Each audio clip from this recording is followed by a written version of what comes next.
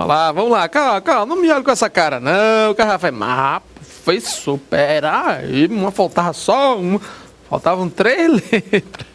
3 letrinhas aí pra tu não ficar atropelando tempo de nada, vai fazer tudo certinho, coisa disciplinada, não é isso? Vamos lá, vamos seguir da letra C. Besteira, vamos pra letra C, vai. Olha aí. Na questão 7, você tem a letra C agora, fácil, né? Ele diz aí, sei de gente que dedica todas as suas horas vagas à internet no sem número de grupos de que pode participar. Pessoal, ele se dá a pessoa, né? Gente que dedica todas as suas horas vagas à internet no sem número, ele se dedica neste grupo, nos vários grupos. Se eu colocar do sem número, veja a preposição de novo na Fundação Cis Gran Rio, tá vendo aí? Então ele coloca, não, mas eu tenho preposição. Gente, ó, isso aqui é preposição. Isso aqui é locução prepositiva. Isso aqui é preposição, percebeu? Mais uma vez, preposição na mesma prova. Eu tenho a mesma prova, e é uma prova de 10 questões, pode observar aí, uma prova curtinha, tranquila, em que você tem inserção de preposição com destaque aí, ó, dentro das conexões de frases. A letra C é a resposta certa, porque ela realmente interfere no sentido, né? Se eu disser que dedico as horas do sem número de grupos, são as horas do grupo. Mas se eu disser dedico as minhas horas no sem número de grupos, eu dedico nelas. Onde? Nessas horas do grupo. Percebeu? Então você tem realmente aqui uma troca plena de sentido, né? São duas coisas completamente diferentes. Letra D de dado. Não sobra tempo para responder, não sobra tempo de responder, nenhum problema. Assim como do ponto de vista do leitor, sob o ponto de vista, claro, né? Sob, mas está abaixo do leitor, o ponto de vista dele, né, gente? Então, abaixo do ponto de vista, o ponto de vista sobre algo. Aí o cara, não, mas o ponto de vista é sobre.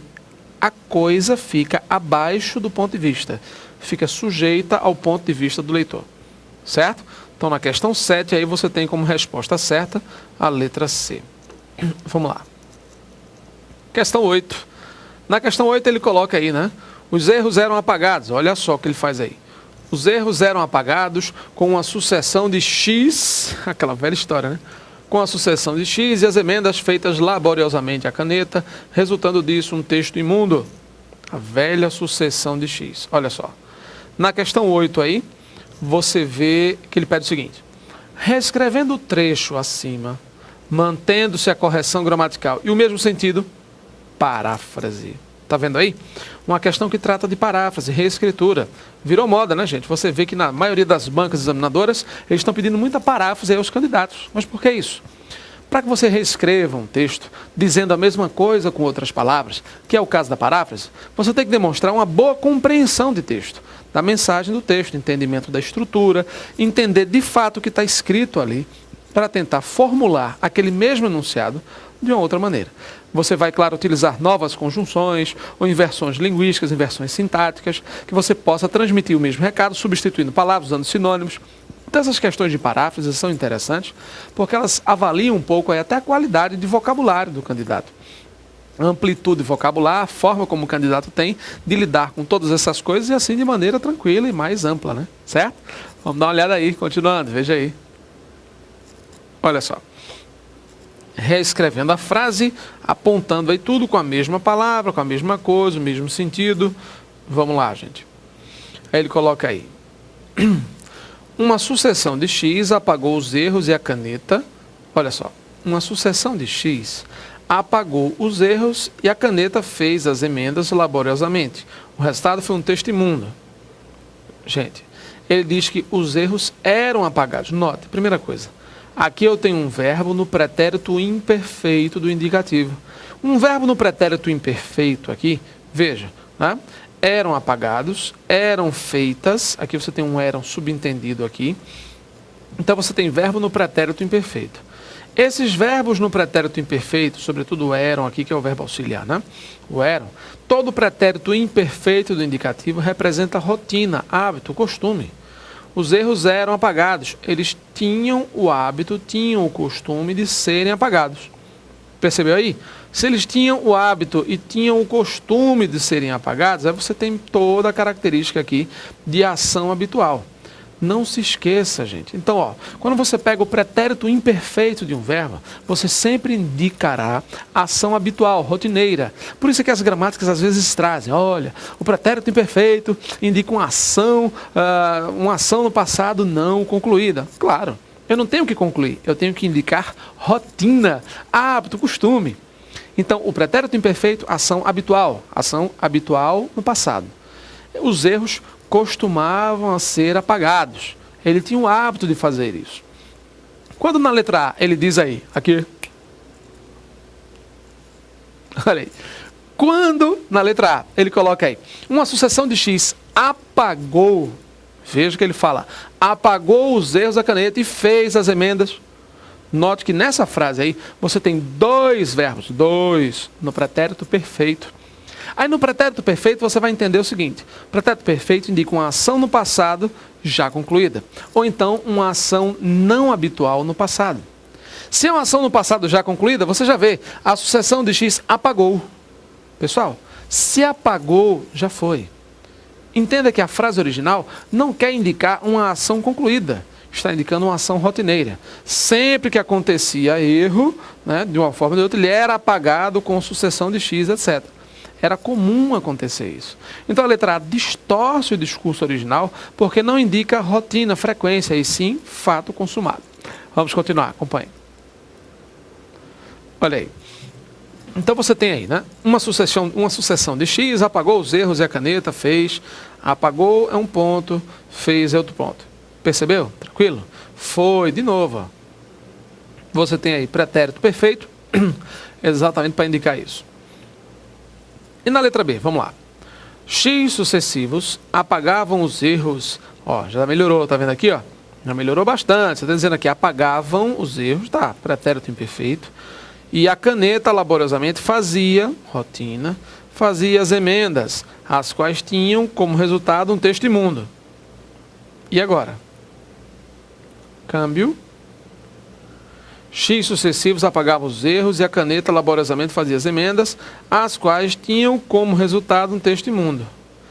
As emendas tinham como resultado o texto imundo. E aí? O texto imundo era resultado de todo esse processo de sucessão de X e de emendas, ou as emendas é que tinham como resultado um texto imundo? Percebeu qual foi a distorção? Eu acho que muitos de vocês marcaram a letra B aí, né? Pessoal, quando ele está colocando aí, apagavam os erros e tal, o que ele está colocando aí, de uma forma ou de outra, é uma abordagem bem distinta.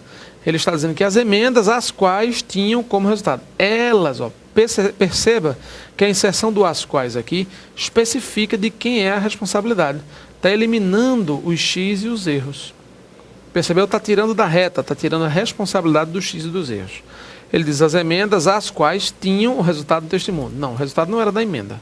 Era da conjunção dos fatores aqui. Dos apagões com X sucessivos, né? E também dessas emendas à caneta. Tá? Letra C. Eu apaguei os erros com uma sucessão de X. Eu apaguei. Olha só. Tá vendo aqui?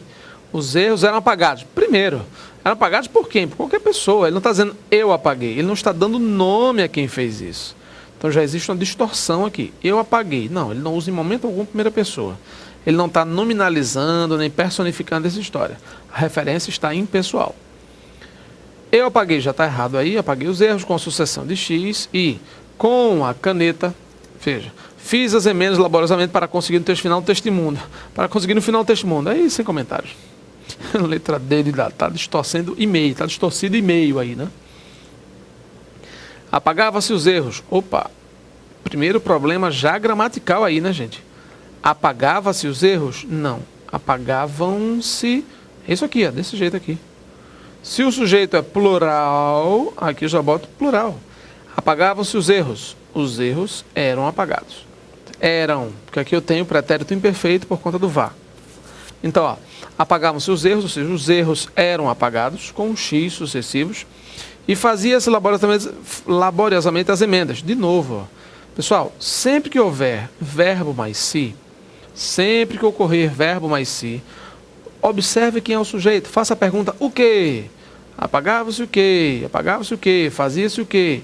Sempre que a resposta é esse o quê ou quem for plural, Apagava-se os erros, ó. Apagava-se o quê? Os erros. Se a resposta for plural, o verbo será plural. Fazia-se laboriosamente as emendas. As emendas eram feitas. Percebeu? As emendas eram feitas. Está aí, ó. Então você tem tranquilamente esse contexto aí. Elas eram feitas, beleza. Você tem, claro, o verbo no plural, porque o sujeito às emendas também está grafado no plural. Ok? Beleza? Onde resultava... Eita, ondismo, né? Horrível. Letra E, resposta certa. Apagavam-se os erros com uma sucessão de X e faziam-se emendas laboriosamente à caneta, né? Indicando modo, maneira, meio, né? Não pode ser acentuado, viu? Indicativo de crase, não pode. Adjunta verbial do instrumento. O que resultava num texto imundo. Beleza. Resposta certa, letra E. Vamos à próxima.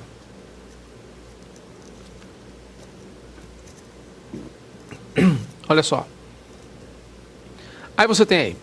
A sentença que está escrita de acordo com o registro culto e formal da língua é... E aí? Pessoal, registro culto e formal da língua pode ser qualquer coisa. Qualquer coisa. Ele quer saber o de acordo. Deve haver vários escritores. E aí, certo ou errado? Até aí tudo certinho, né? Deve haver, porque é singular. Haver no sentido de existir, ocorrer, fazer. Lembra aquele negócio? Pessoal, aí você tem um caso de verbos impessoais. Como assim verbos impessoais? Você tem, por exemplo, o verbo haver, sinônimo de o fera. Haver como o fera. Mas como assim o fera? O fera. Ocorrer, fazer, existir, realizar-se, acontecer. Ocorrer, fazer, existir, realizar-se, acontecer. Percebeu? Então você já tem aí tranquilo. Aquela história que você já aprendeu alguma vez. Haver no sentido de existir. Haver no sentido de existir. Tem aquele negócio? Pois é. Essa história de haver no sentido de existir é uma fração da regra. É um pedaço só. O verbo haver pode ser usado em vários outros sentidos, com vários outros valores semânticos, e você vai perceber que o verbo continua impessoal, sempre utilizado no singular, não esqueça não. Ele transmite a impessoalidade para o verbo auxiliar. Ele transmite o singular para quem estiver atrás dele. Deve haver, pode haver, vai haver, quer haver, há de haver. Sempre que o verbo haver, olha a dica aí, sempre que o verbo haver, numa locução, for o segundo verbo, sempre que ele for o segundo, ele puxa o primeiro verbo para o singular. Sempre que o verbo haver for o segundo verbo da história, ele puxa o primeiro verbo para o singular. Deve haver, pode haver, vai haver, há de haver, por aí vai. Mesmo que depois venha um plural. Várias razões. Deve haver várias razões. Pode haver várias razões. Há de haver várias razões. Não importa. Mesmo que seja plural. O verbo será usado no singular, ele e o auxiliar. Certo? Vamos lá, continuando. Olha só. Deve haver vários escritores para quem o advento das novas tecnologias foi bom. Foi bom para eles. Ok, letra A, perfeita. Nenhum problema. Qual o erro da B de bola? Cerca de 10% das pessoas com computador em casa usa. 10% usam as tecnologias.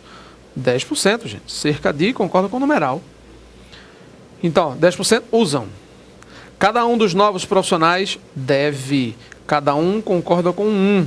Cada um deles deve ter habilidades. Letra D.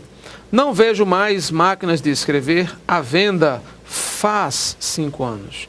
Veja, máquinas de escrever à venda, acento grave indicativo de crase, locução adverbial. Máquinas de escrever à venda faz 5 anos e não fazem 5 anos. Percebeu? Faz 5 anos e não fazem. Letra E. Tanto o homem jovem quanto os velhos, tanto um quanto o outro, devem. Percebeu? Até porque está tudo no plural, não só velho está no plural, mas sujeito composto. Devem se adaptar às novas tecnologias. Beleza. Última questão, questão número 10. Dentre as sentenças abaixo, aquela em que a forma alternativa de colocação do pronome oblíquo apresentada em negrito está de acordo com o registro culto, olha só. Ele quer saber de acordo com o registro formal, de acordo com o registro culto. Resposta certa, letra 1.